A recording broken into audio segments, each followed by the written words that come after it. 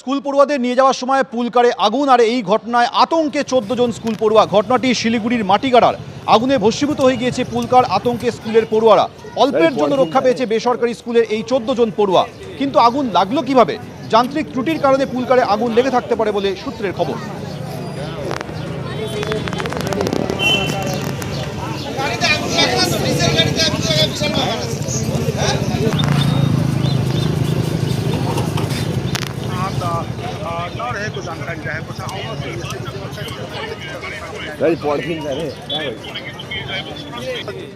ফের ঝাড়গ্রামের জঙ্গলে বিধ্বংসী আগুন। ঝাড়গ্রামের সাকরাইলে প্রতাপপুর জঙ্গল লাগোয়া এলাকায় বিধ্বংসী আগুন। আগুন ছড়িয়ে পড়ায় আতঙ্কে স্থানীয় বাসিন্দারা। ঘটনাস্থলে দমকলে একটি ইঞ্জিন গিয়ে আগুন নেভানোর চেষ্টা করছে।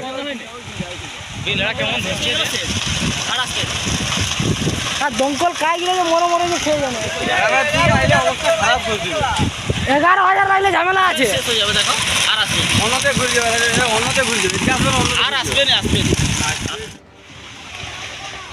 পাকিস্তানের বালুচিস্তানে ট্রেন হাইজ্যাক। জাফর এক্সপ্রেসকে লক্ষ্য করে পরপর গুলি, আগ্নেয়াস্ত্র দেখিয়ে হাইজ্যাক।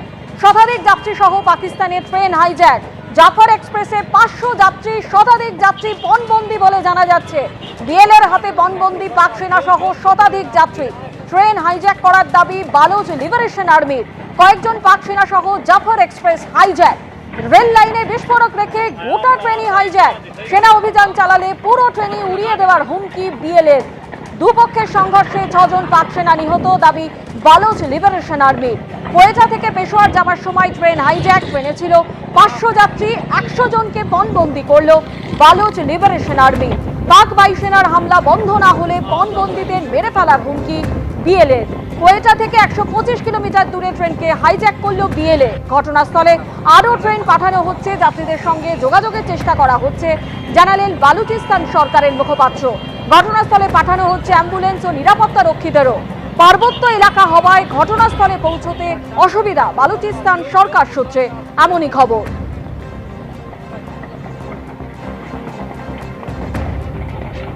পাঁচশো যাত্রী সহ ট্রেন হাইজ্যাক। কোয়েটা থেকে 125 কিলোমিটার দূরে ট্রেনকে হাইজ্যাক করল বিএলএ। পাক বায়ুসেনার হামলা বন্ধ না হলে পণবন্দীদের মেরে ফেলার হুমকি বিএলএর। কোয়েটা থেকে পেশোয়ার যাওয়ার সময় ট্রেন হাইজ্যাক। ট্রেনে ছিল 500 যাত্রী, 100 জন যাত্রীকে পণবন্দি করল বালুচ লিবারেশন আর্মি। দুপক্ষের মধ্যে সংঘর্ষ চলছে বলে জানা যাচ্ছে। এই সংঘর্ষে 6 জন পাক সেনা নিহত হয়েছে, এমনই দাবি বালুচ লিবারেশন আর্মির।